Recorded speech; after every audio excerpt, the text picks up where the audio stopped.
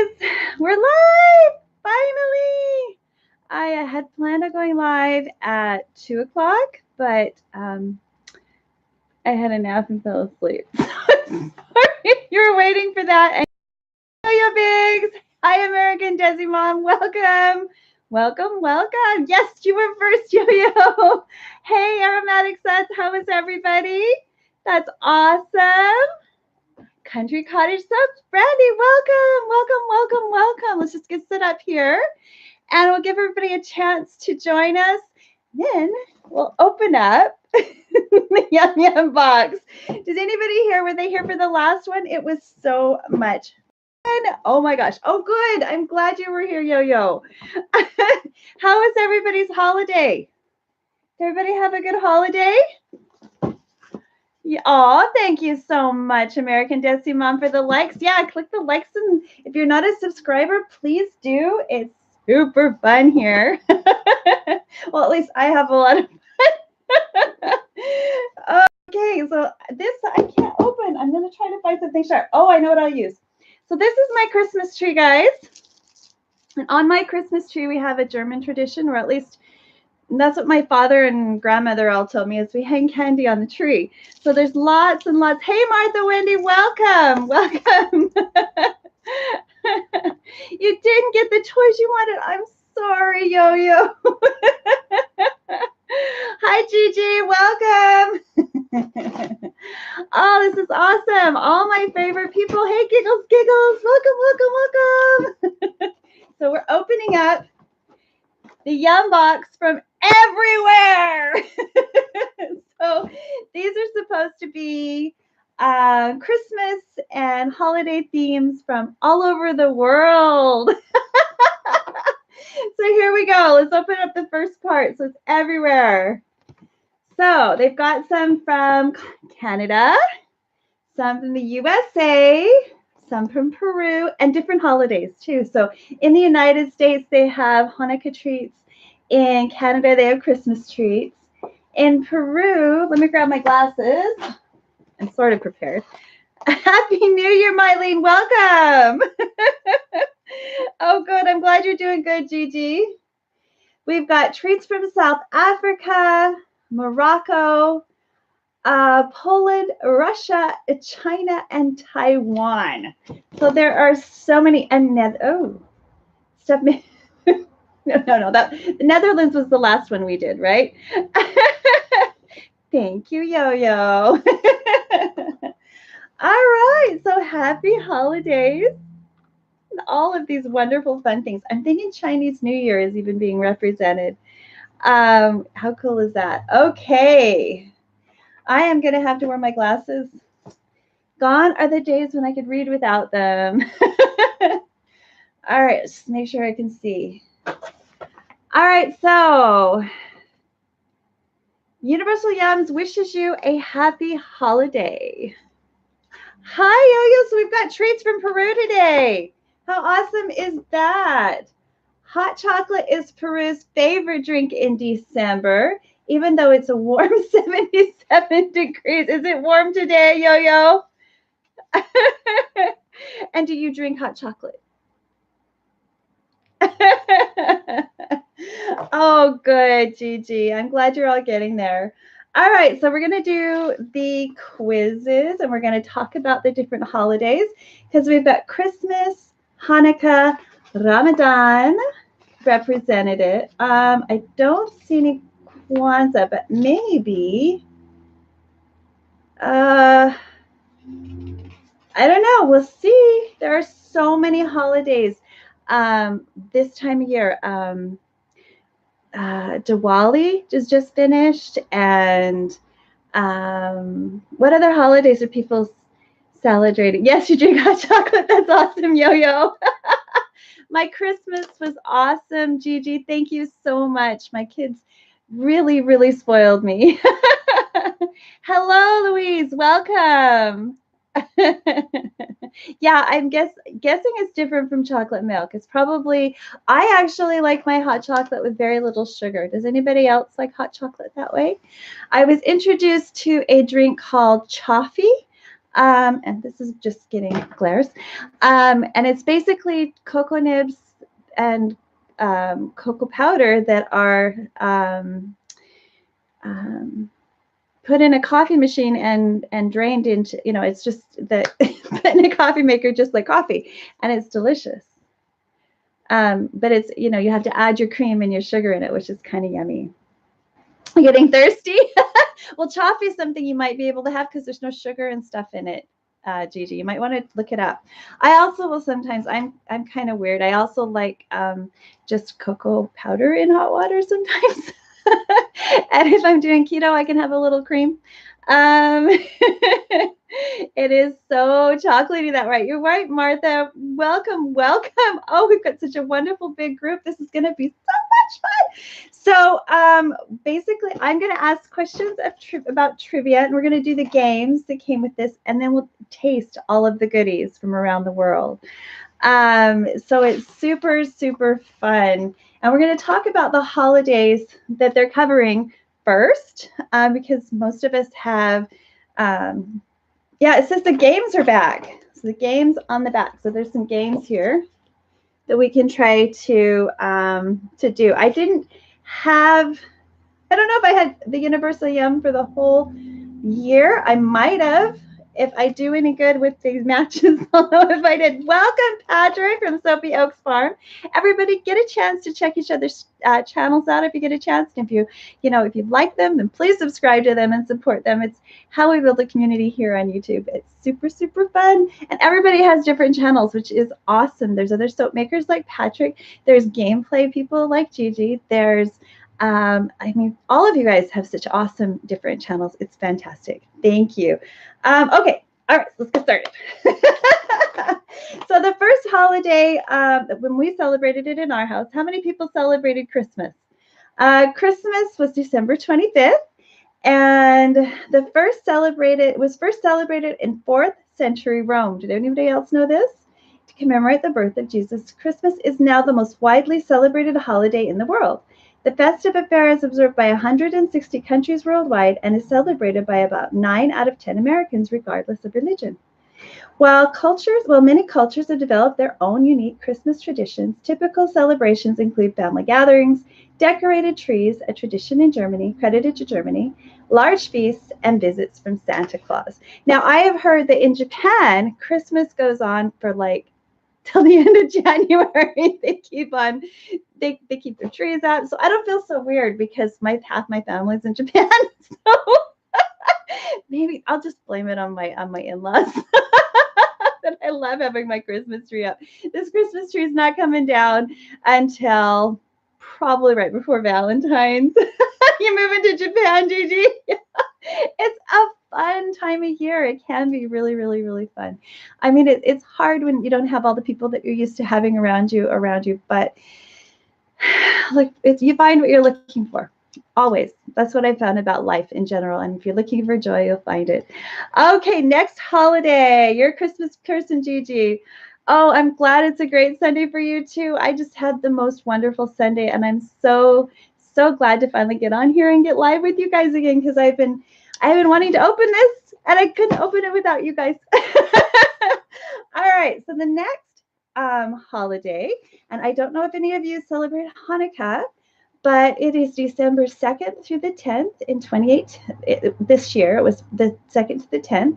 And it's also called the Festival of Lights. This 8-day celebration honors the Jewish victory over the mighty Seleucid Empire's army in 166 BC.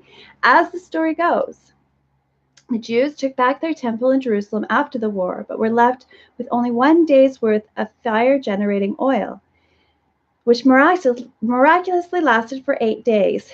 This joyous festival is celebrated all over the world with the daily lighting of the menorah, traditional foods fried in oil, such as potato latkes, games like the dreidel, and the exchanging of small gifts. And they do it for 8 days, which is awesome. I've heard there's something about the Maccabee family, but I don't know the whole story. Thank you, Gigi. Okay, here's another little, if I can read it. It says, during the Seleucid rule It was illegal for Jews to read the Torah, so they studied the holy text by pretending to gamble with spinning dreidels. So that's how they used how that developed. Maybe I don't know if that's correct or not, but that's a little bit of trivia from maybe where the dreidel game came from. All right, next holiday, Ramadan, May 5th to June 4th. This year is when it was. Ramadan begins in the 9th month of the lunar year, but because the lunar cycle steadily moves backwards, it falls at different times every year. In 2019, Ramadan will be on Sunday, May 5th. It wasn't held until December again in 2030. Oh, thank you, Patrick. I didn't even know that works. Oh my goodness, I'm buying soap supplies. Thank you. So Ramadan isn't a winter holiday this year, but it's certainly an important one. Observed by nearly 1.6 billion Muslims worldwide, this 30-day holiday honors the holy month in which the Quran was revealed to the Prophet Muhammad. During Ramadan, Muslims fast from sunrise to sunset, participate in daily group prayers, and enjoy lively late-night meals with family. Marking the end of the fast is the 3-day festival called El Adfir, which people eat traditional sweets, wear new clothes, give gifts to children, and donate to charity. What a wonderful, wonderful holiday. Hi, Adi. Welcome. Davida Handcraft Soap is here. Welcome. We are reading about all the different holidays. I just covered Christmas, Hanukkah, and Ramadan, which are some of the really big ones. There are many, many others. Africa, there's a lot of, there's Kwanzaa, which I don't know anything about. I was hoping Kwanzaa would be covered, but it isn't this year. I'll have to look it up myself. Next year, I actually set my New Year's resolution to celebrate as many of the joyful holidays, regardless of what religion introduced them, just to find out more about the culture worldwide. So what do you guys think of that? I'm going to have to design a soap for all of these major holidays. We've always had international students in our homes. So some of the lesser known traditions have always been a part of our own family's traditions. For example, we do celebrate Chinese New Year, and we have a huge feast, and it is super fun. And my Chinese student who lived with us for almost 4 years is coming to visit us in January. So it'll be nice to maybe ask him a few more questions and really get a feel for the holiday. Yeah, it's going to be so much fun. Yeah, I think so.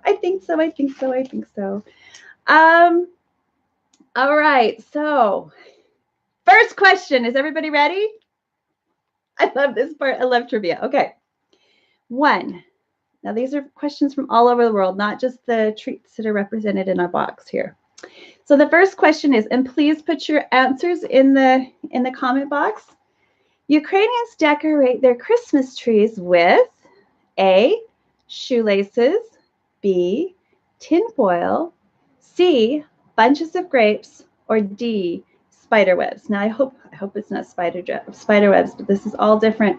I'm going to go with the prettiest thing, bunches of grapes. What do you guys think it is? And I'll try not to give it away. Come on, I need at least a couple of guesses. The options are shoelaces, tinfoil, bunches of grapes, or spider webs. So we got 2 grapes and 1 tinfoil. Tinfoil would be nice and sparkly. Anybody else? Tinfoil. Another one from 80. Can we get one more? Anybody else? Oh my gosh. You guys aren't going to believe this. How did they find these questions? It's spider webs. Oh my gosh.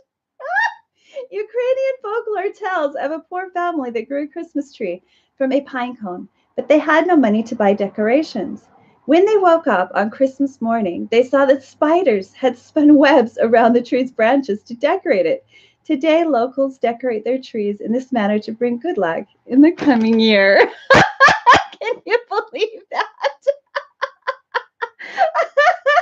I can't believe that. Oh my gosh. But they would be pretty. If you think about spiders do on spider webs, how they glisten and they sparkle and how pretty they are. Oh my goodness, what an amazing tale. Wow. You know, a couple of times I'm going to have to pick the most outrageous answer, and then maybe I'll be right at least once. Now, Martha, can you believe it? Okay, second one. We are talking about Colombia, South America. Not British Columbia, but Colombia, South America. 2. On New Year's Eve, Colombians carry blank around the block. Okay, these are your options. Guitars, books, suitcases, or jalapenos. What do you guys think? What do you think Colombians carry around the block? Do we have any Colombians here? So Gigi says B, which is books. That would be the most logical, yeah. Guitars, suitcases, or jalapenos, or some other options. New Year's Eve. Well, it's going to be like a party time for most places in the world, a celebration time. I'm going to say guitars. I'm going to think, you think jalapenos, Martha? You're going with the crazy art, Jack, because that's what they usually are, isn't it? Okay. Anybody else have any options? I know. Just go ahead and don't be afraid to be wrong, because we never know what it's going to be. So it's either guitars, books, suitcases, or jalapenos that Colombians carry around the block on New Year's. You're going to pick the silly one? You'll probably be right, Martha. Who knows? Oh. Suitcases. They carry suitcases. Another silly one. Don't worry, Martha. Yeah. I haven't gotten one yet. Okay, so they carry suitcases. When the clock strikes midnight on New Year's, Colombians race out the streets with their luggage. Why? According to locals, taking your suitcase, even if it's empty, on a midnight stroll around the block assures a travel-filled year. Oh, I might have to try that. Not a problem if you've got a Universal Yum subscription as a gift this year. Yeah, they're going to put a little plug in there, right? I know this is crazy trivia, but that's the thing about trivia, because it's so trivial. We don't even guess. We don't even guess. I looked up some of the stuff from Norway, and it was true. So I'm going to take them as right until we'll have to check it out. But most of those strange things about Norway were true. So it makes kind of sense, all these funny traditions. I mean, if you think of some of the stuff that we do, yeah, I mean, kisses on New Year's Eve and, all of those things, they're not something that they do all over the world. There's definitely a cultural thing. Just be crazy instead of using, you do have a smart brain. We haven't traveled enough. We need to take our suitcases out on New Year's Eve for a walk around the block so we learn all these things firsthand, because wouldn't that be fun? That would be so much fun.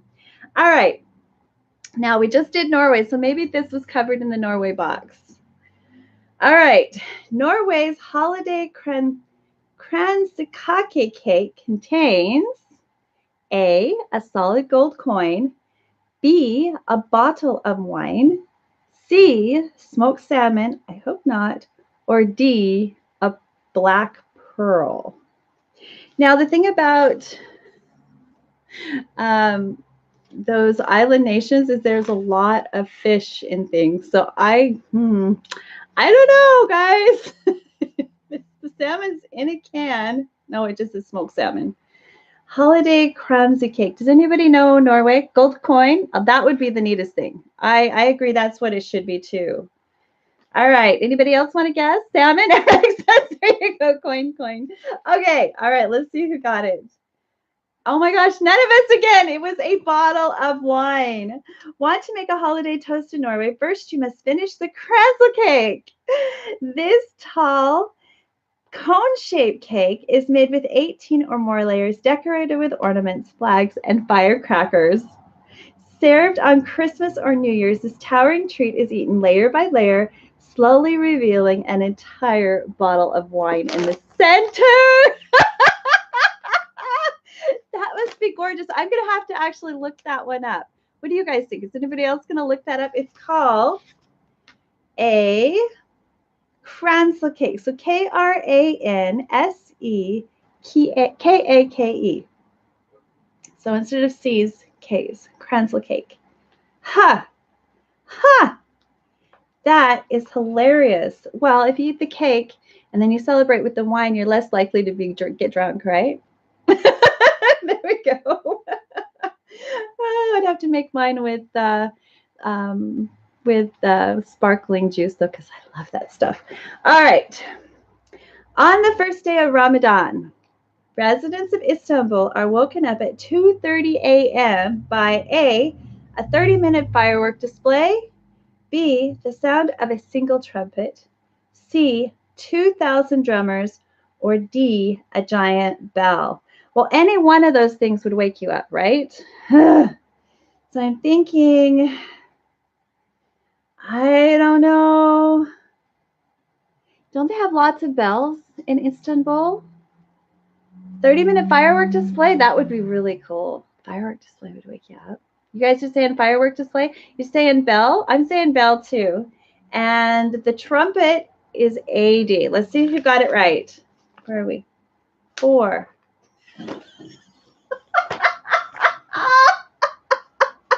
It is 2,000 drummers, guys.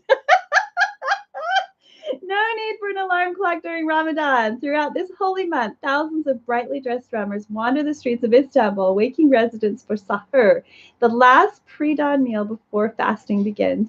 Participants in this festive affair are often descended from families who have been drumming for centuries. Oh my gosh, this is so awesome. I love it when I don't know the answers to trivia because I thoroughly don't forget what they were because it's just so out of the way.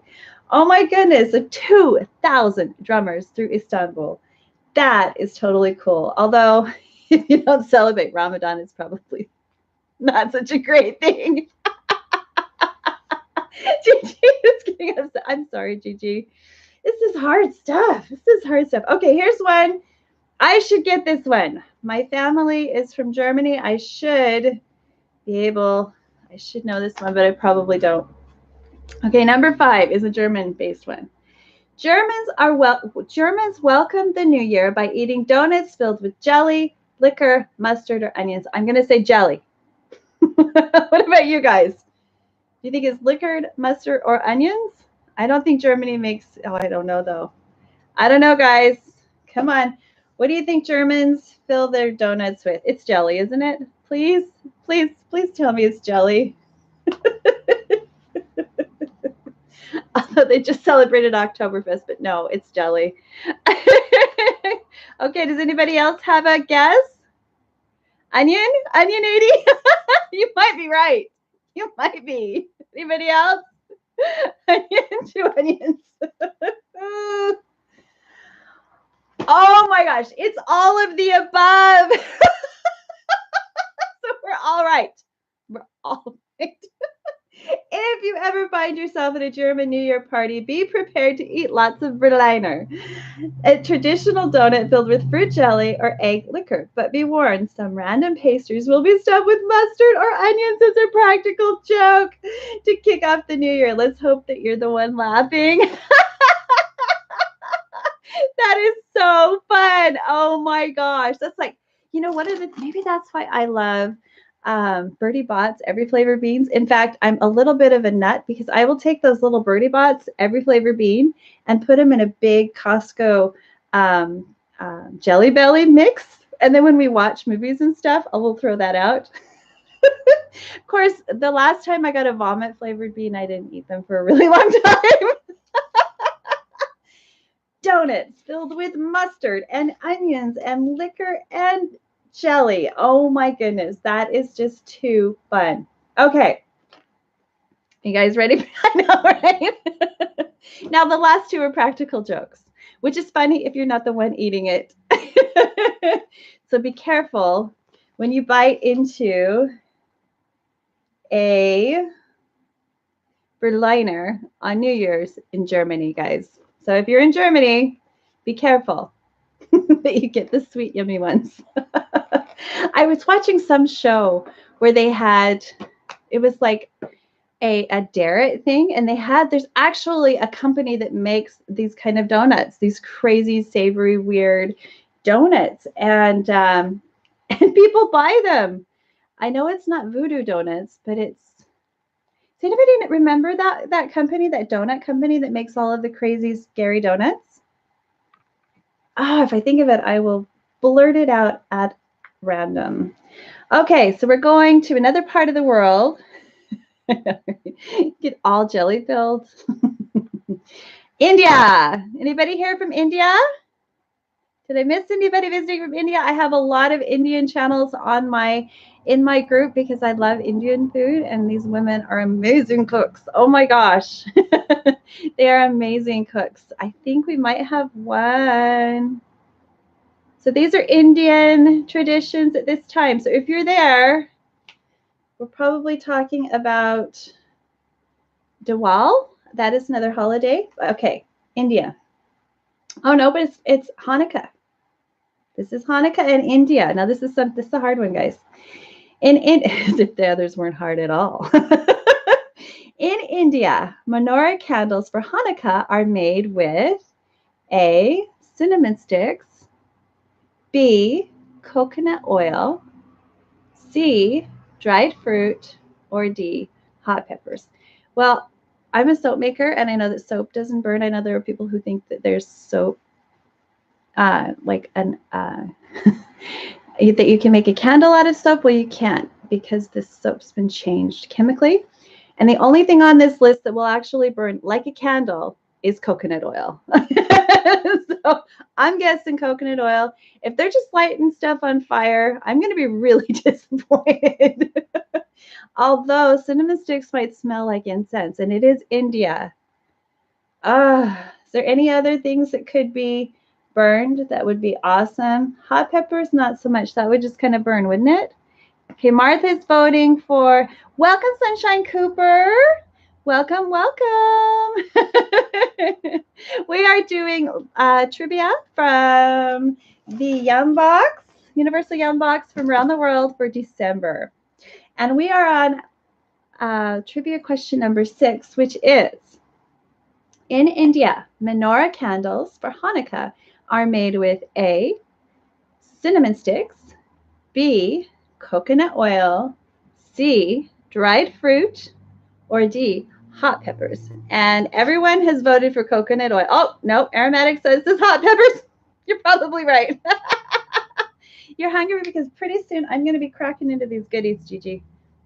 You know it. You know it. You know it. Okay. Coconut oil. We got one. Woo!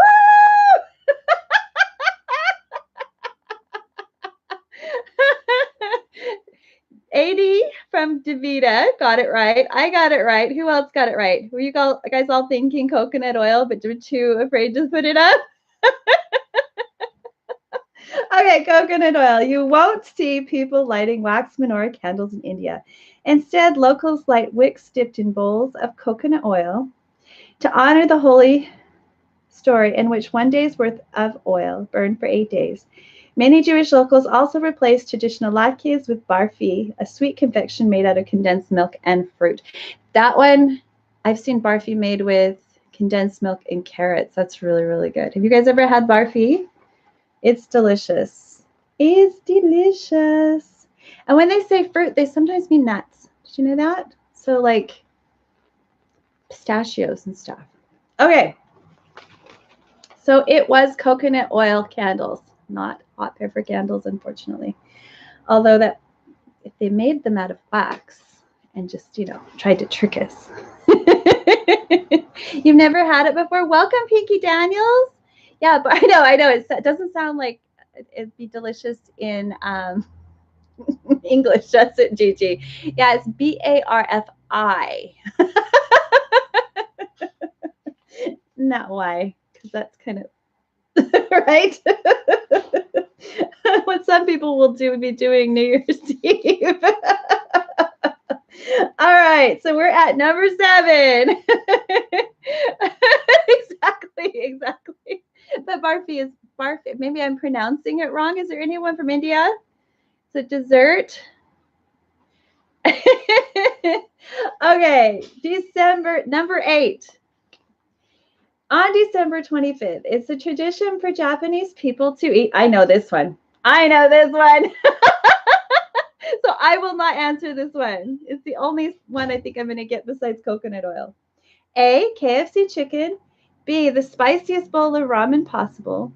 C, McDonald's cheeseburgers. Or D, pizza with shrimp. Does anybody know? Okay, there's a guess of spicy Roman noodles. 3 guesses. Welcome, Sunshine Cooper. Okay, Pinky Daniels. And oh, good, you're getting to know each other. That's also everybody's guessing spicy ramen. Oh, we got KFC up there. Did I give it away? I totally did, didn't I? It is actually, now I'm not going to answer until I get to the back. It is KFC chicken. 1 year, right after my brother-in-law married my sister-in-law, who's Japanese, we did a New Year's Eve dinner and we ordered KFC instead of turkey, and it was super fun because it was so easy. But it is. Christmas isn't a big deal in Japan, but fried chicken sure is. On Christmas Day, countless locals partake in the unique custom of eating KFC for dinner. In fact, the Colonel's recipe is so popular, customers typically must place their orders at least 2 months in advance for guaranteeing their food for Christmas. Can you believe that? I didn't know that. I didn't know it's not me, Gigi. It was the KFC, and I knew that one. And I know that one's true, too. That one is totally true. I thought it was crazy when I learned that about Japan and Christmas, but it's super fun. It is super fun. You made sushi. Well, oh, that's awesome, Ash. Good for you. Sushi is so good. Yeah, it's kind of crazy. It was KFC. Yeah, Gigi. All right. So we have a bonus question. Kwanzaa. Oh, good. We're going to get Kwanzaa. We're going to get Kwanzaa. Good Kwanzaa question. You know, yeah. Sushi's so good. What kind of sushi did you make, Pinky? I know, right? KFC. I know. So if you buy yourself on Christmas Day, you can order KFC and know that you are enjoying something that people in Japan enjoy thoroughly on Christmas, and have to order sometimes, depending on your location, 2 months in advance. Yes, is everyone ready for New Year's? Tomorrow I start cooking again. We finished with the Christmas cooking and the baking, and now tomorrow I start with the appies, because we do an open house on during the day. Our families are still quite young, and so we do an open house from 4 to 7 on New Year's Eve and New Year's Day. And then if we go to a party, then we'll do that after we put the kids to bed. But dragon rolls are so good.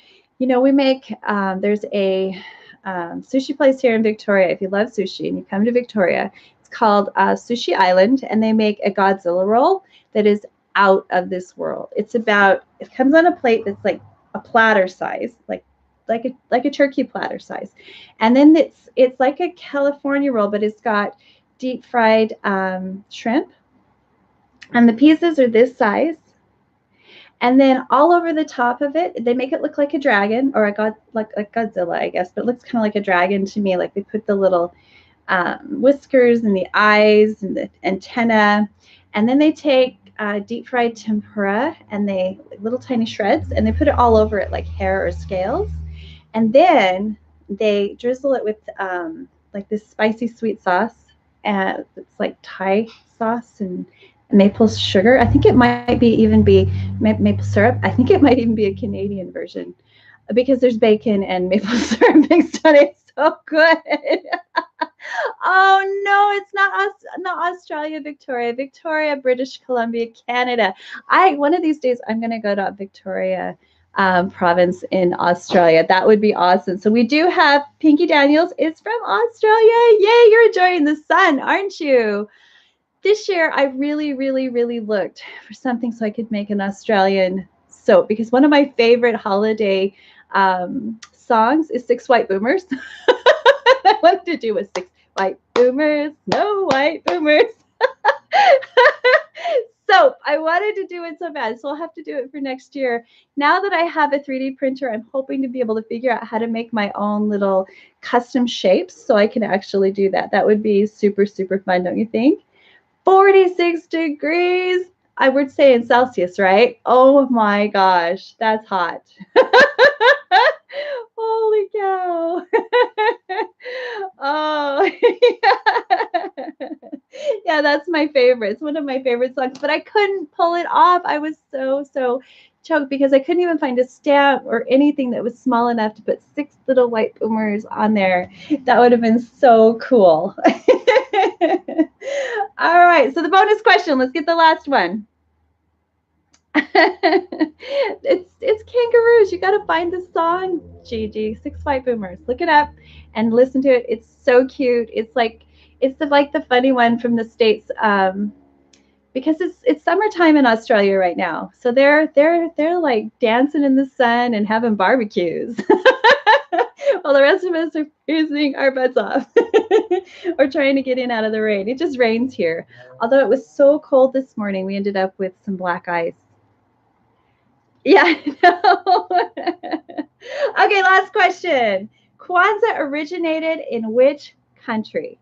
I don't have a clue. And 2 of them are Africa. So I'm guessing one of them it's African, right? Kwanzaa's African. All right, so is it Kenya, India, Zimbabwe, or the USA? Does anybody know? White kangaroos. Yeah, barbecue. Oh, yum. I wish we could do a barbecue. We actually just did fried steak the other day because we were just missing summer food.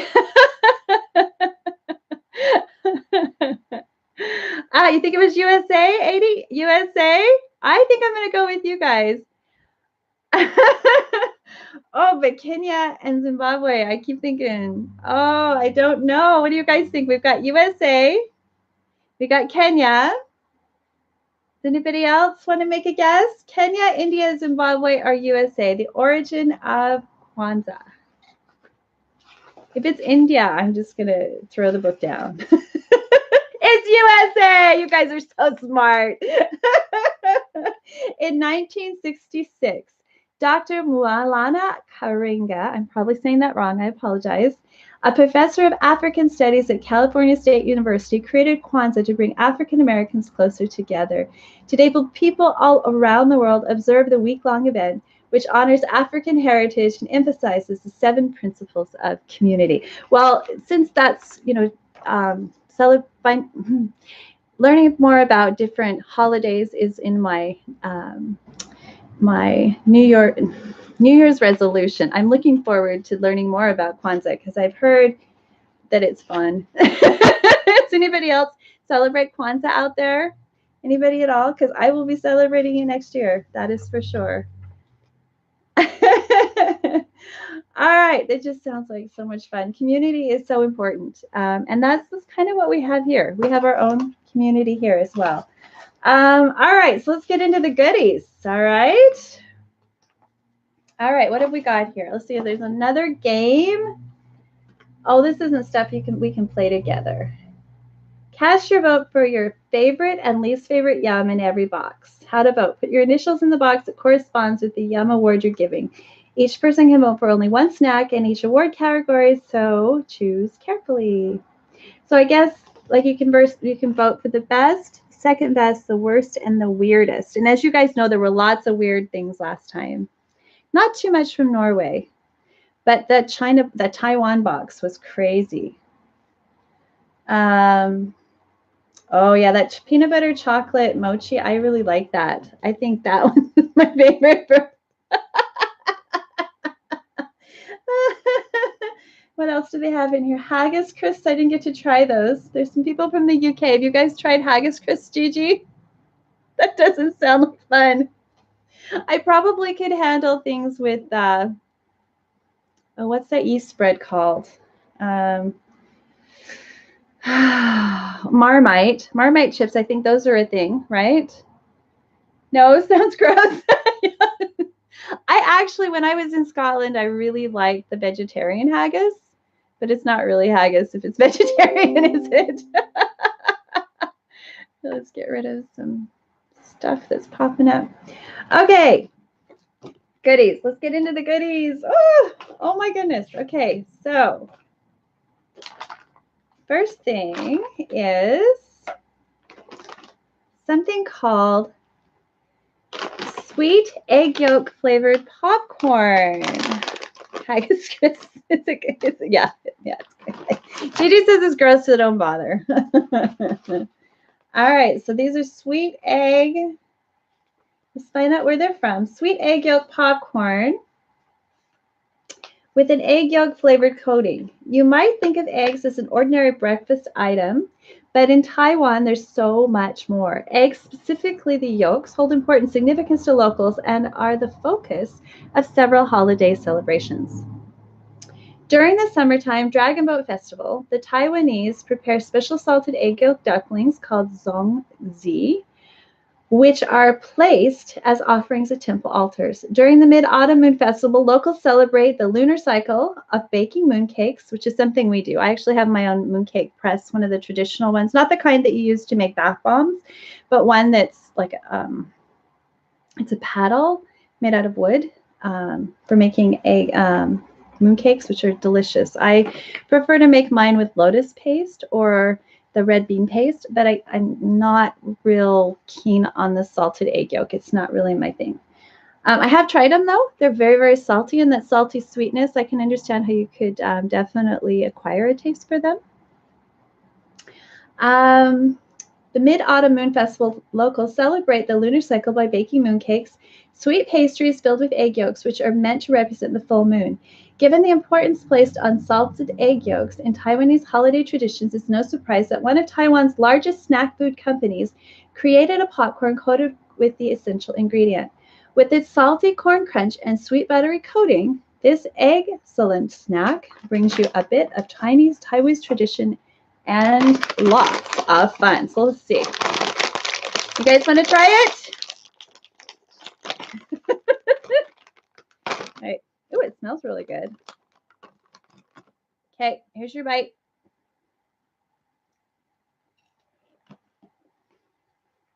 That is really different. That is really different. I have never had anything like this before, and I can't say it's a bad taste, but it doesn't taste like popcorn. Oh my goodness. Wow. Yeah, it's a little bit sweet and a little bit salty. I'm gonna have another bite. Oh wow. Oh yeah, I wish I could get more of this. The brand is Pop Smile. Pop Smiley. It's S-M-I-L-E. Pop Smiley. So if you see these in the Asian grocery stores or the Asian aisle of the universal grocery stores that you have access to, it's super, super yummy. That's like number one of all of the Asian goodies that I've tried. Well, next to that chocolate mochi, that was really good. The peanut butter mochi was really good from Taiwan. Taiwan snacks are really gone up in my estimation. Super. Well, I'm going to eat one more. It's yum. Oh my gosh. Yum. Yeah, if I could get more, I wish that you find your favorite snacks. You can then go to Yums and tell them, I want more of that. Tell them to put more in. Okay, next thing. Okay, looks like we've got something from Poland. All right, a type of chip. Let's read about it. Let me see if I can find it. From the Czech Republic.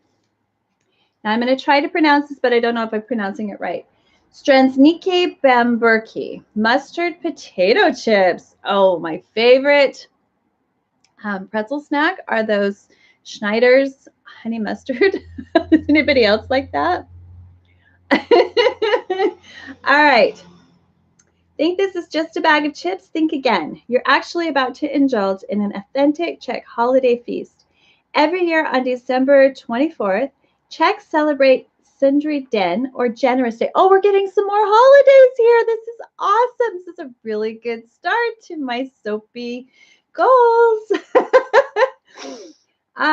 When friends and family, Generous Day, when friends and families gather together to share a bountiful meal.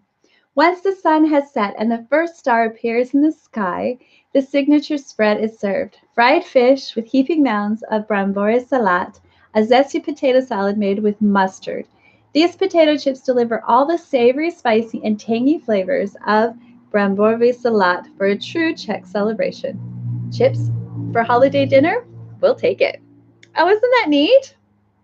Okay, I hope they're good. I'm going to have to look up some of those things. Generous Day, what a fun holiday. Okay, I'll have to find out when it is. Oh, it's December 24th, so they celebrate it on Christmas Eve. The same time some people like open gifts on Christmas Eve. Does anybody do that? Smells like potato chips. It just smells like potato chips. Let's see. Oh, whoa. The hot mustard. Oh my gosh. I wasn't prepared for that. But it's really good. It's just it's like Chinese hot mustard. Let's see if I can. Now that I'm prepared, because it didn't smell like anything, right? It's hot. Yeah, it's like Chinese hot mustard. Almost need some sweet and sour sauce. It tastes exactly like. You guys ever eat the pork with seeds, the hot mustard? Well, when I get the pork and seeds and the hot mustard, I also dip it in sweet and sour sauce. Just to kick it. Yeah, kind of like wasabi, but more like that yellow, that Chinese yellow mustard. It's got that same, it doesn't hit you here, it hits you about here. Does that make sense? How the different peppers seem to hit you different places. Let's see, no, let me make sure that's right. Oh, I'm having fun. Yeah, the heat's at the front of the tongue, not the nose, like wasabi. So good. Oh my gosh. Yummy. A little bit scary, but yummy. Another one of those popcorns. Because they're just so good. Oh my gosh, there's so much in here. Oh, wow. Okay. I don't know what this is. It looks Asian, actually. There's some kind of Asian writing on it. South Korea. So I've got a South Korean snack. See if I can put it somewhere where it's not too bright while I read about it. Prickly pear yagua candy. Prickly pear flavored rice candy. You're holding in your hands Korea's most esteemed and fascinating holiday treat, yagua. Okay. This intricate delicacy dates back to the year 918, when it was created as a substitute for fruit in the winter. For centuries, yagua has been strictly reserved for special occasions like weddings and important holidays, and the method to make it remains equally strict. So you're not going to find a DIY probably on how to make it. Now that makes it kind of, oh, I got to figure it out. You want to keep a secret from me? I'm going to figure it out. All right. Since the candy's production is regulated by the Korean government, we know how strict that is, it can only be made by a Korean food grandmaster. Okay, maybe I'll just make a soap that looks like it. We did a lot of that this Christmas. If it's really good, we'll see. The yagua in your box was crafted by Grandmaster Kim Kyu-hyun, who has dedicated his life to the art of yagua since 1981. To make this ancient sweet, he soaks rice in water for 5 days, then pounds it into a fine powder, after which he mixes in honey, fruit, and water. The dough is then cut into pieces, soaked in more honey, and dried in the shade. Once dried, the dough is fried in oil twice, and finished with a layer of honey and puffed rice. During this time of year, yagua candy is commonly given as a gift during Chuseok. Probably not pronouncing that right. It's similar to American Thanksgiving and Korean New Year. It's less widespread outside of Korea. In fact, Universal Yums is the first company to bring this hard-to-find treasured product in our holiday gifts to you. And it's really nice because they put like 4 of them in here. So it's not like this is wonderful. I'm not going to be able to ever try it again, ever.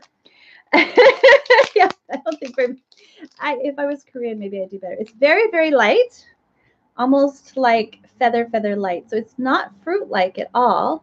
So I don't know what this is going to be like. Okay, have a bite, guys. You get the first bite. Okay.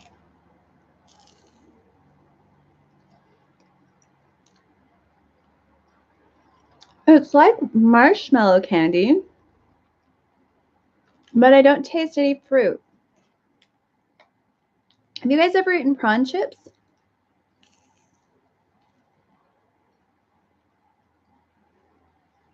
It's very, very different.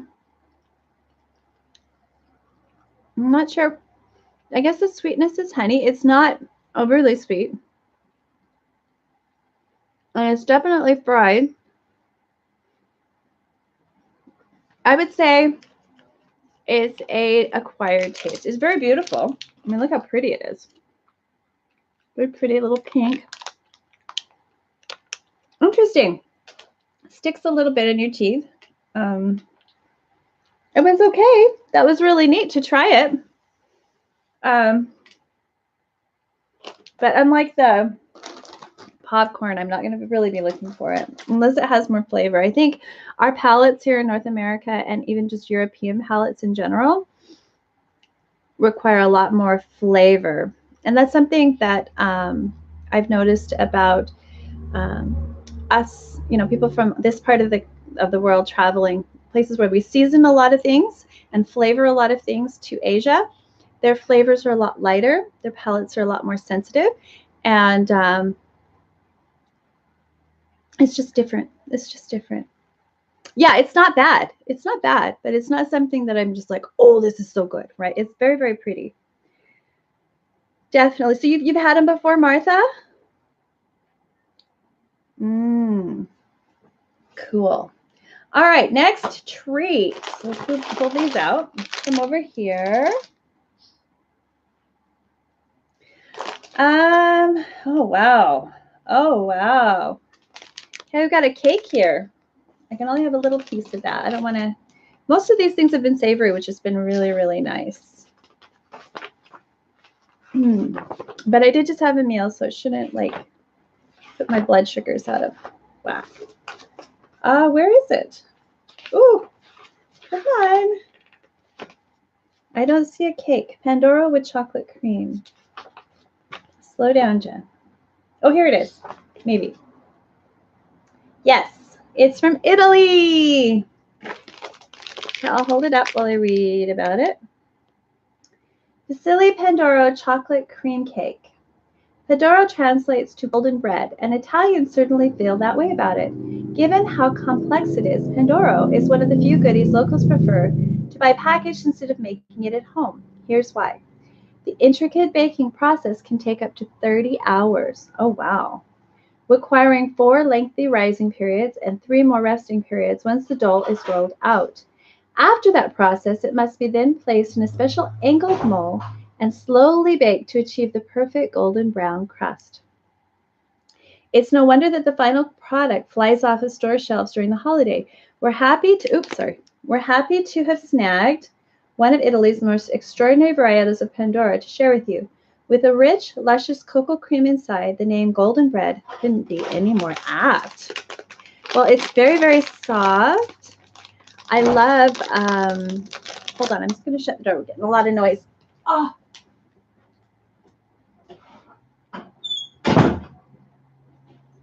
Okay. Sorry about that, guys. Okay, so this is, if they join me, it wouldn't be a big deal, but they just kind of make noise and walk on. Oh my goodness, this is, oh my goodness. Oh, okay. So here's what the cake looks like. Oh no. Oh no. Oh, thank you. Thank you, Patrick. Okay, so we're going to break it open and see if we can get to the chocolate center. Oh, look at that. Oh, yum. Okay, you guys get the first bite. All right, let's try this. Hey, Deep for Deep, I'm glad you're here. We are trying goodies from around the world, and this is an Italian Pandoro with chocolate. Oh, wow. Yeah, my kids are going to enjoy that. That is super, super yummy. Oh, my gosh. It's the same kind of yummy bread as the, oh, what's it called? What's that fruit bread? The Italian fruit bread that comes in the big boxes at Costco. Oh, one of you guys made French toast out of it. One of my one of my channels that I subscribe to. She sliced it up and made French bread out of it, or French toast out of it. It was so good. Ah, if I can think of it. Does anybody know what the fruit cake is called? Oh, it's so good. Yeah, that was yummy. This Italian Pandoro. You see this? Oh, I almost, I think it starts with a P, doesn't it? That bread. Yes, you are breaking bread with me, Patrick. It's delicious bread, too. There's a few more goodies in here like that. It's going to be fun. I know. I wish you guys were here with me to try it all out. I would love to have like a whole bunch of people here with me, but nobody is brave enough to get onto YouTube with me. They're all like, no, Mom. Yeah, it starts with a P. What is it, AD? Panettone. Panettone, one of my favorite. I actually like that as most panettones are better than most fruit cakes. You know, like the dark and the light fruit cakes. And I love fruit cake. But panettones, I haven't had a bad one yet. Thank goodness, knock on wood. Yeah, panettone is delicious. And it's like that there are chocolate panettones out there. So I'm guessing if you've got chocolate panettone still in the stores and they haven't sold it all already, it'd be similar to this Pandoro. Yeah, panettone. Yeah, it's similar to panettone, but with a chocolate center. That's what the bread tastes like. It's that wonderful eggy. Oh, just so good. So good. Okay, we've got another candy. Let's see what this is like. I'm going to take really small bites of these. They're quite big. What are these called? Crunchy San Andres Crunchy Chocolate Tyrone. Oh, wow. Chocolate nougat with crisp rice. I don't think I've had Tyrone made with chocolate. So let's see. A car without wheels, a fish without water, a guitar without strings. All these scenarios make more sense than Christmas in Spain without Tyrone. This confection is a staple of Spain's winter festivities, enjoyed from December 25th through January 6th. So we're eating it at the right time. Yay! On Epiphany, or Three Kings Day. Until recently, there were only two types of Spanish Tyrone, hard and soft, both made with a mixture of almonds, egg whites, and honey. I love those types. In fact, I've even had it with like gumdrops and stuff. It's really good. But over the last few decades, a new variety of Tyrone has stolen the hearts of local, one that incorporates chocolate. This special chocolate Tyrone is blended with rich cocoa and puffed rice for a creamy, crispy combo that just makes sense. After one bite, you too won't be able to imagine the holiday without it. So, all right, let's give this a try. I hope. Oh, it looks like a hard chocolate. It doesn't look like nougat though. Let's see. Oh, it's more like chocolate. This isn't a nougat. I was expecting a nougat. Kind of a chocolate snob, guys. And this one's got a lot of not cocoa butter in it. So I think that's a no for me. That's a no. I will give those to the kids. Bye, Gigi. Thank you for staying so long and enjoying this. It's been almost an hour. I know, and we got lots of stuff left. Oh my gosh. So if you just joined us, we still have lots of stuff to go through the box. I know, it's still like wax. It's wax that they put in it. I can't stand chocolate with wax. In fact, there's only a few chocolates in the United States that I can eat now. When I was a kid, I never liked chocolate. Never. Mm-mm. And I grew up in a hot place. So Idaho is really, really hot in the summertime. So most of the chocolates have a lot of wax in them. In fact, when we made Easter chocolates and things, my mother would put paraffin in the chocolate so that the eggs would set right. So I never really, really liked it that much. Yeah, and most Japanese chocolates have a little too much wax in them for me too. It's just not. Okay, let's find something good first. A good thing. Let's see what this is. This looks yummy. It's some kind of pastry. Anybody ever had these before? Jumbo hamatas. Jumbo hamantash. Hamantash. Reisman's. Let's see, where is it from? Brooklyn, New York is where it's imported to. See if I can find it. Here it is.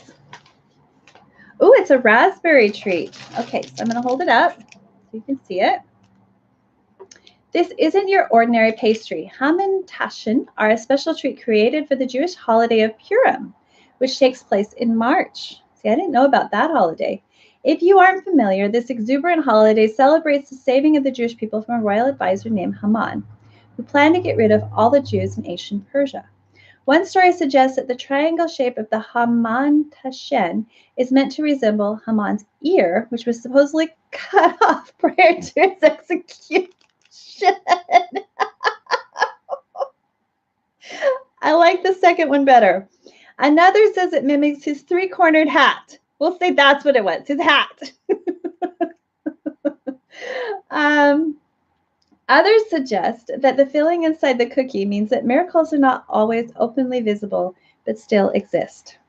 No matter what the true meaning or layers of meaning, this is an important cookie for an even more important celebration. Oh, I'm so excited. So this celebrates the Jewish holiday of Purim, which is coming up in March.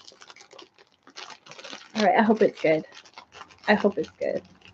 Oh, you're taking off, Patrick? Well, thank you. Cedar hair butter. Oh, no.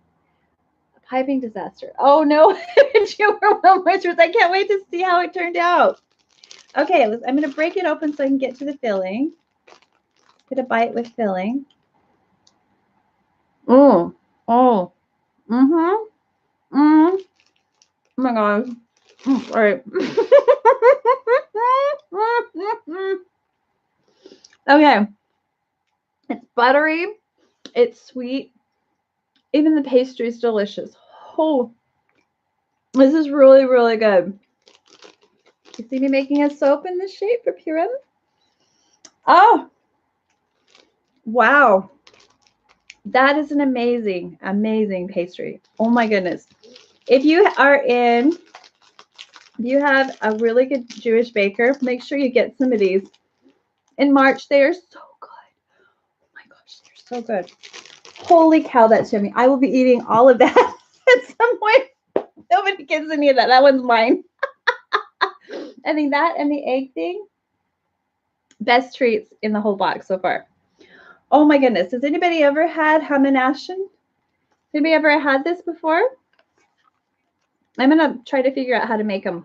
That's good enough that I need to figure out how to make them. That's delicious. And maybe give them to some of my friends to celebrate this holiday.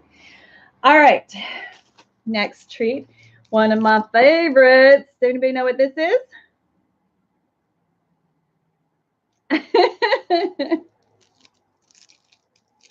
All right. This is... Do we know what it is? This is marzipan, and I really don't need to taste it to know that I like it because this is one of my favorite brands. I usually get one every year, but I didn't this year, so I'm glad because then I don't have too much. It's fresh. It's delicious. It's marzipan and chocolate. It is so good. So if you like almond treats, like marzipan, and you've never had it with chocolate, give it a try if you can have chocolate. It's delicious. Super good. All right, and it was nice and small. Usually I get the really big ones because I got a problem with sweets. All right. Oh my goodness. Oh, how wonderful. So we've got some gingerbread here. Now, where are these gingerbread cookies from? I haven't had any gingerbread cookies, honestly, packaged that I've really been impressed with. I usually make my own gingerbread. Does anybody else make their own gingerbread? Hey, Renee, welcome. I've got lots of stuff still, so it's not too late. I'm so glad you made it. I'm trying out the treats from the Universal Yum Box. So welcome, welcome. We've had some really yummy things, and I'll do a quick recap at the end so you'll see everything that came into it and where it was from. With celebrations of holidays around the world, Christmas, Hanukkah, Kwanzaa, Ramadan, all of these things are being discussed and enjoyed and celebrated because they're joyful, joyful things. All right, so this is gingerbread from Poland. Now, this gingerbread from Poland has a mint icing, which is interesting. Okay. From houses to men, gingerbread is a common sight during this time of year. But perniki, the famous Polish gingerbread, is more than common. It's a necessity. As one of the 12 traditional feasts on Christmas Eve, it is enjoyed by nearly every Polish family during the winter. But that's not the only time it shows up. Perinki is one of the most popular gifts given to children on St. Nicholas Day, and many locals bake mini versions of perniki to hang on their Christmas trees as charming ornaments. This mini perniki in your box are perfect for tree decorating, but with their fragrant spice and frosty mint icing, they're better for the most important Polish gingerbread tradition of all, eating. All right, so let's give these a try. They're super cute. They're not little men. I thought they were going to be gingerbread men. They're just little gingerbread with mint icing. This is what they look like. Have a little taste. I can't smell the mint, but oh, they're soft. They're good.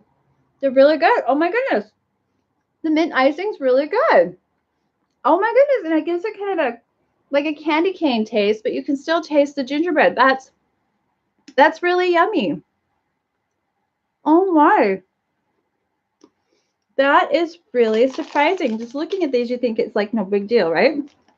And I'm talking with my mouth full, sorry. But it's so tasty, I keep taking bites of it. Excuse me while I finish this. This is delicious. Oh my goodness. So this is from Poland.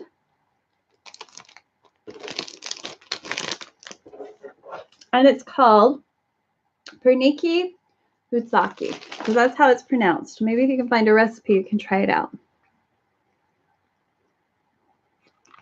Oh yeah, they're good cookies, Martha. Is your gingerbread with a glaze of mint icing. And it's super good, like super, super, super good. Wow. Wow, we've had a lot of really good pastries and cookies in this box. Usually it's like candies and chips, but we've still got a few more things that are really, I know, cookies are so good. These were not very good. We'll get those out. So we've got a Chinese candy here. And they're red, so I'm guessing it's Chinese New Year celebration stuff.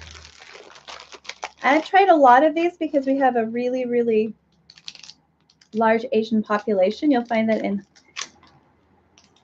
on islands, you often have that wonderful influence. You're really lucky that way. Let me read about it first because this has got an interesting look. Looks like it's wrapped in rice paper or something. Let me find it. Oh, I didn't read about the marzipan. I should probably read about the marzipan first. Okay, the marzipan, which I love, but I didn't tell you about. A German Christmas without marzipan is unheard of. While marzipan has never quite taken off in the USA, Germans cherish the almond confection. Oh, I didn't know that. I thought everybody loved marzipan, especially during the holidays. The story behind marzipan, however, is a little less sweet than the treat itself. In 1407, a famine swept through the German city of Lübeck. With no access to wheat, locals began mixing ground almonds and sugar together, forming the paste into the shape of loaves of bread. The recipe has been passed down over centuries, and today, marzipan brat, or marzipan bread, remains Germany's top holiday treat.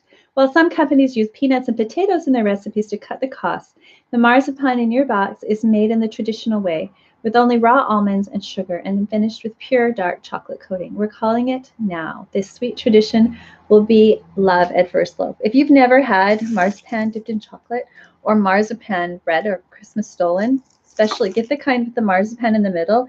That's one of our family favorites. We always get that. That is just so good. I've got to figure out a keto version of all my favorite German treats because, our family traditions are kind of, it's really hard not being able to do this. I mean, today I've done it because, it's the holidays and I'm just going to take a day.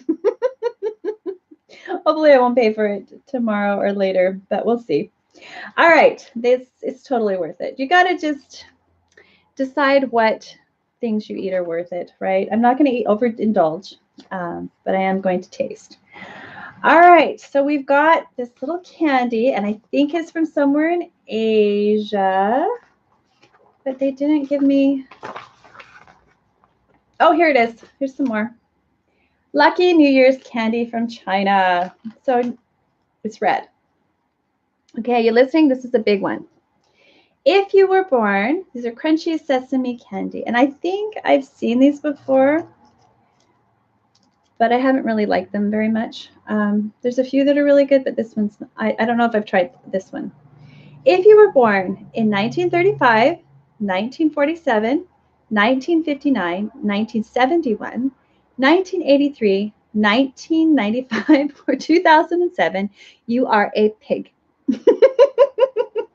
We know it's not the nicest thing to call someone.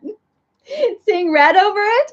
Well, during the Chinese New Year, you sure hope to, regardless of your birth year. Red envelopes filled with money are given as gifts. Giant red dragons dance in the street, and these red candies are everywhere. In China, red symbolizes luck, fortune, and happiness.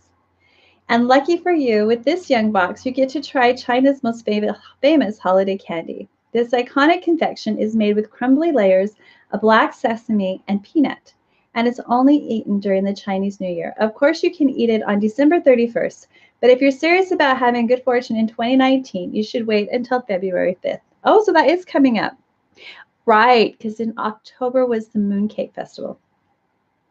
That's when the zodiac calendar officially transitions from Year of the Dog, yay, I'm Year of the Dog, to Year of the Pig. I'm Year of the Dog, yeah.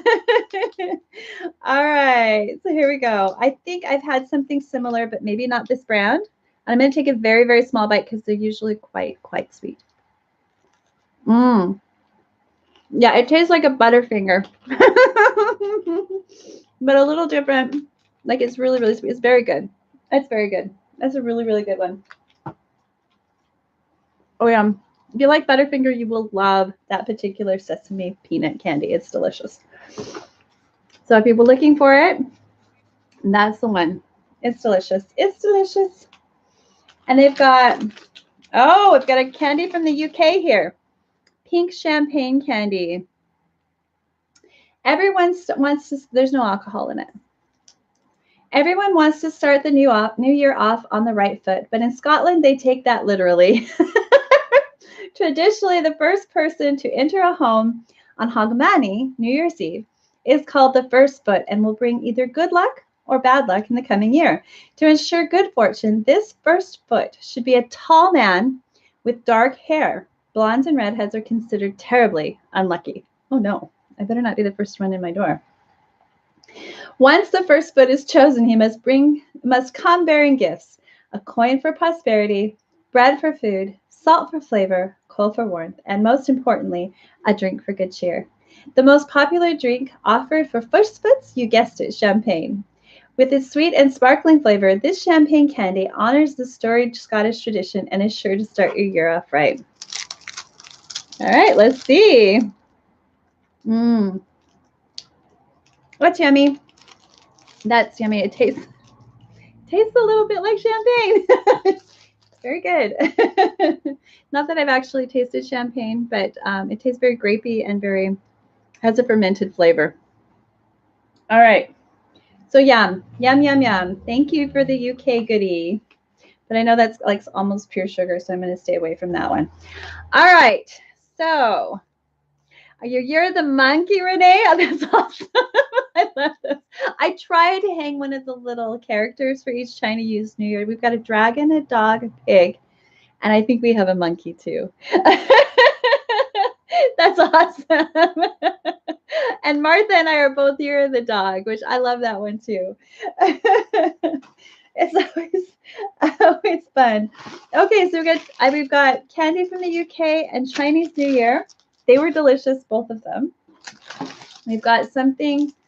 Oh, so we've got some yummy chocolate, I hope, from Inca.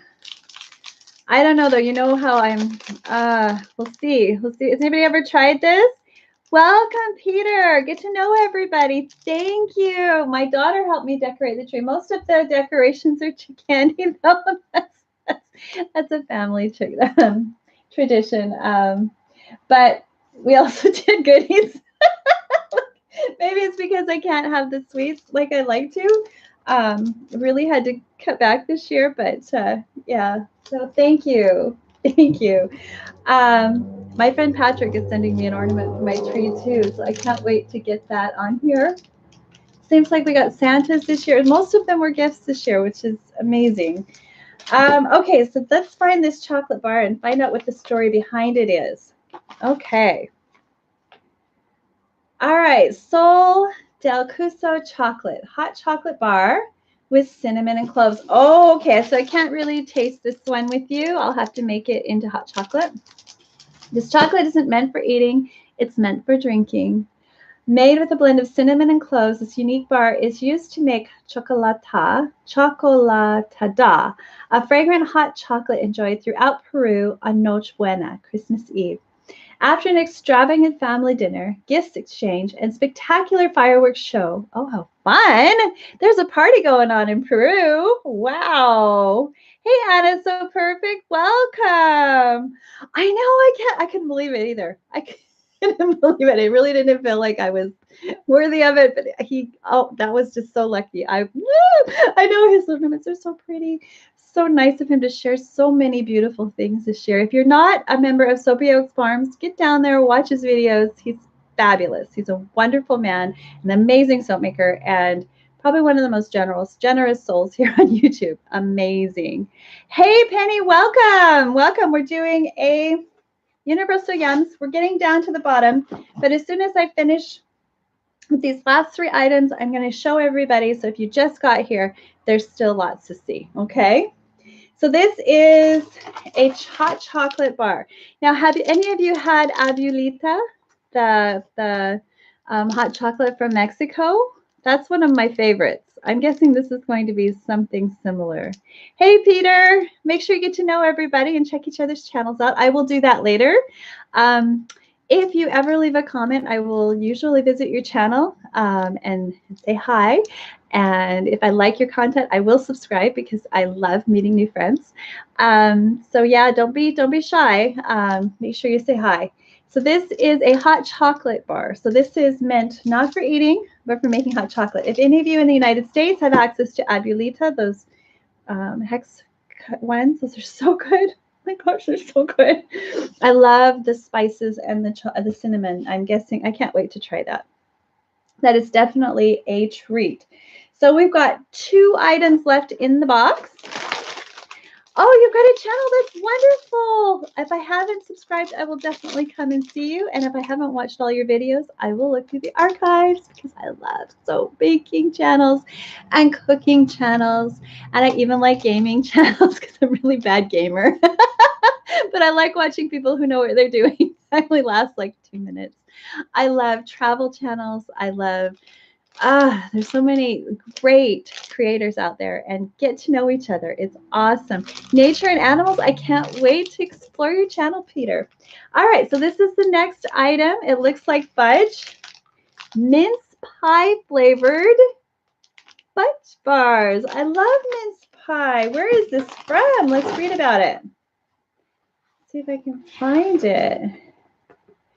That's really interesting. I've never tried fudge with that flavor, and I think I've tried fudge from everywhere. We'll start making videos and we'll start watching them, Martha. Yeah, I love it. And you don't have to be like, I just use my cell phone.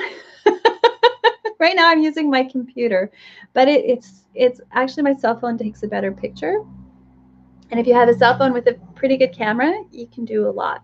You really can. All right, so don't be afraid to make a video and upload it on YouTube. Have a look at some of the other formats and pick one you like, or create your own format. I kind of do my own crazy thing, but I've gotten a lot of great ideas from other YouTubers. So these are Stockleys mince pie flavored fudge bars. Okay. So there's spiced fudge with raisins. That sounds good. Let's start with the short history lesson. It'll be an exciting one, we promise. Okay, you listening? Early in the 11th century, Middle Eastern countries developed a way to preserve meat with fruit, sugar, and spices.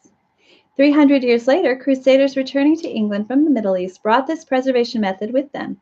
This technique spawned a variety of new dishes, one of which was a savory Christmas pie made with minced meat, cloves, dried fruit, and a blend of cinnamon and nutmeg. After being served at King Henry V's coronation, it quickly gained popularity throughout the United Kingdom. Since then, mince pie has remained one of the UK's most beloved holiday treats, particularly on Boxing Day, December 26th. I bought too much stuff on Boxing Day. Holy cow. Another history lesson, Boxing Day stems from a tradition where servants would get a day off and receive gifts from their masters. Today it's become a day for shopping, relaxing, and eating mince pie fudge. Well, not everyone eats the fudge. Some people eat the sweet, spicy pie that inspired it. But whether in fudge or pastry form, eating mince pie is how everyone should spend their December 26th. I love mince pie. I made it once with suet, but that's the closest I've come to traditional mince pie. Amateur videos. Yes, you learn as you go. I mean, if you look at some of my first uploads, yeah. You're taking off, Renee? Oh, we've got to get dinner. Happy New Year to you too, Renee. Bye, sweetie. Okay, so here's the mince pie fudge. Did anybody else make fudge this year? I made amaretto fudge as gifts, and I also made rum raisin fudge. Does anybody else make fudge this time of year? For the most easy recipe you'll ever make, and I think there's a couple of YouTubers who also make it, and one of them is Soap Maker, and I can just think of her name. She does Living on a Dime. That's one of her websites, and she posted the recipe. It's one that I've made for years, but she also posted it. So I will put a link in the description below if you want the best fudge in the world recipe. That's so easy because fudge is hard. You end up with a grainy texture if you don't do it just right. Oh, Jack Daniel's fudge. Oh, yeah. Sorry, Peter. But you take a can of sweetened condensed milk, the 14-ounce can, and 3 cups of chocolate chips, your favorite kind. You can use Lindor chocolate or whatever. And then butter, yes or no. I usually use about 3 tablespoons of butter.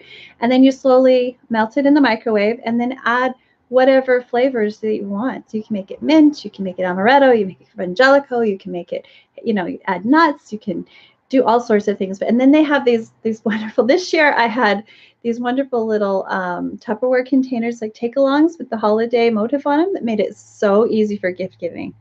Yeah, Tara. Yeah, Tara from Living on a Dime. Yeah, she's got the recipe up, and it's perfect. It's perfect. Try it out. It's just like the stuff we used to get at Fedge's Fudge Factory, but they made it from scratch, I think. Tyra, dining on a dime. Okay. The water fasting. Yeah, that's what I enjoy. How did your water fast go? I managed 4 days. Ouch. And then I do just the 24-hour fast from time to time. Did it go well for you? It's interesting when you get all of that, all those extra carbs out of your system. My whole body warms up when I fast. I love it. Pumpkin butterscotch fudge. That sounds yummy. Yeah, you slowly build up. Okay, but don't go too long and listen to your body. Oh, wow. So this is more like a brown sugar fudge. So it's not as smooth as the recipe that I just gave you, but it's super yummy.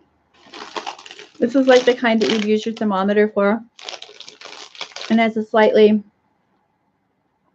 oh, it's really good though. The flavor is delicious. As I eat fudge, exactly. Well, I just came off a fast actually, but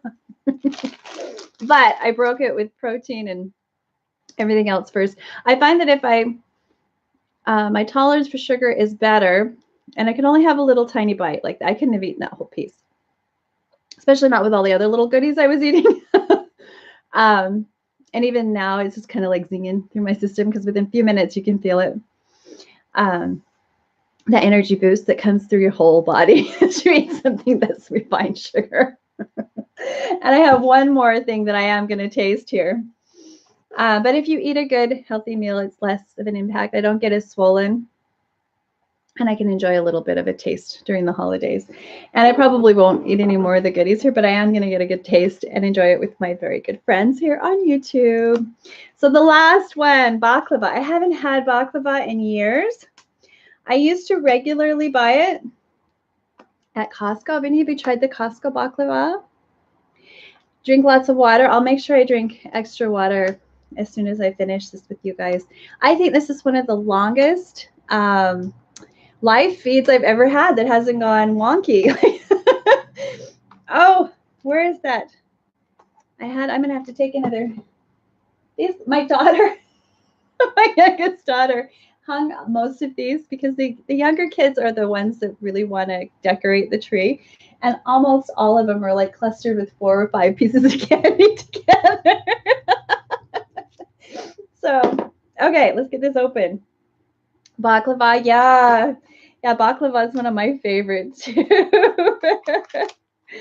Oh, your mom bakes baklava. Actually, this Universal Yums I get every month for a fun activity to do with my kids. And my kids just haven't shown much interest in it lately, so I do it with you guys, which has been super fun. If you enjoy this, I will continue to do it. But if you don't like it, let me know, and I'll just, enjoy it on my own. But I think there's enough of you that enjoy it with me that it's fun. Too much food talk. Okay, bye, Providence. We'll see you later, sweetheart. This is the very last one. Oh, this is really beautifully wrapped. Oh, and they're tiny pieces, which is perfect. Oh, look at that. You guys see that? So this is the last treat from around the world. Let's read about it. I'll hold it up after I find. Okay. So I'll let you look at what it looks like. Hopefully I hold it just right so you can see what's in there. Baklava from Jordan. So this is actually from Jordan. Wow. Baklava, Jordan's favorite holiday treat, made from paper-thin phyllo pastry, syrup, and nuts. This delicate dessert is served every year on Eid al-Fitr to mark the end of the month-long Ramadan fast. Bakeries and restaurants across the country spend weeks skillfully preparing these stunning pastries in a staggering number of varieties. The baklava you're holding is made by a famous restaurant in Amman called Subhari Jabri and Sons. This restaurant has been the exclusive caterer to 4 generations of Jordan royal families, and in 1990 its owners were honored by King Hussein himself for their contributions to the local economy. With Jabri's classic holiday assortment, you'll get to sample 2 handmade baklavas, traditional layered baklava with crushed cashews and vermicelli bird nests, stuffed with whole pistachios. After a few decadent bites, you'll realize that this treat is literally fit for royalty. Okay, so I have one of these. I think I'll just have a piece of a piece. That's what it looks like. Got too much light on one side. Sorry, guys. You know, baklava, they say Greeks own it. They say Turks own it and Lebanese own it, but it's actually originated in Syria. Okay, that's good to know. So I'm getting a little bit. Yeah, these boxes are super fun. These are super fun. Wow. This is a tiny little piece of baklava, but it's among the best I've ever tried. Oh, wow. I will finish that when I don't have so much sugar in my system. But Jabri and Sons, well done. Well done. That was delicious and totally fun, and I so enjoyed having all of you here with me. I will put a link in the description box where you can get your own Universal Yum box if you're interested. There was a lot of Soapy inspiration here. You know, I'm inspired by food. So let's do a quick recap. We've got drinking chocolate from Peru. We've got baklava from Jordan, celebrating Ramadan. We've got fudge. I can't remember where it's from. Scotland. We've got South Korean puffed rice treats for their holiday. We've got these wonderful sweet egg yolk flavored popcorn. These were so good. No, I don't own the company. I just pay them tons of dollars to buy their stuff. This is not a paid anything. They don't send me free goodies. Boy, that'd be nice. If they did, I'd send you guys some. These hot mustard potato chips from Czechoslovakia. Polish gingerbread? Yes, Polish gingerbread with mint icing. Super, super good. We've got Pandora. Oh, this is so soft. I make sure I get this in a bag.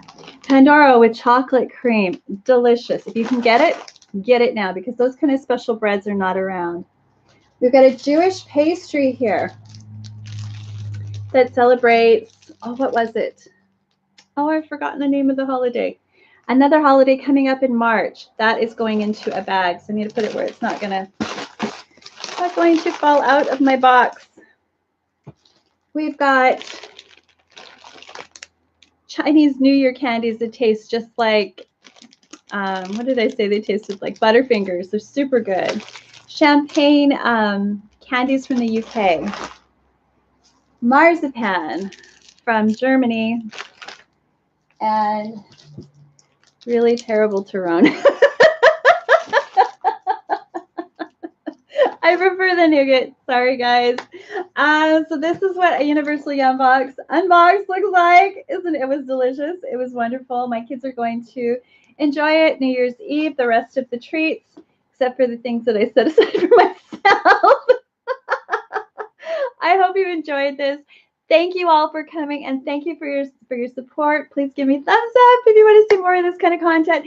And I believe that if you click the link below for the Universal sign up, then we both get a treat. So I might actually get a discount on my next box, which would be awesome. I know, Vegemite of Australia. We did actually get some of those kind of treats. If it comes from a place in the UK, you get Marmite. I think there were Marmite chips, one box. So I would love to try an Australian or New Zealand snack box. I hope they're included. We'll find out. I never really know what I'm getting. It's always a surprise, and I'm the kind of person who loves surprises. So this is what we got. I hope you have a wonderful new year. And just so you know, all you soapers out there who enjoy my soap making videos, or even if you just enjoy the soap making videos, I am releasing the homemade cream soap recipe that I use to make the meringue cookies at the end of my Soapmas cookie countdown. So if you want to know how to make your own handmade cream soap, I am releasing the recipe to celebrate the new year, which I don't always do. And I am, I'm going to be showing you how I made that, which was super, super fun. It is something I make a lot. Thank you. Thank you so much, Adi. Thank you, Peter. Thank you, Markala. Thank you, everyone who's there. And so perfect, silly. Hey, that's great. So I'll see you guys next time. Bye.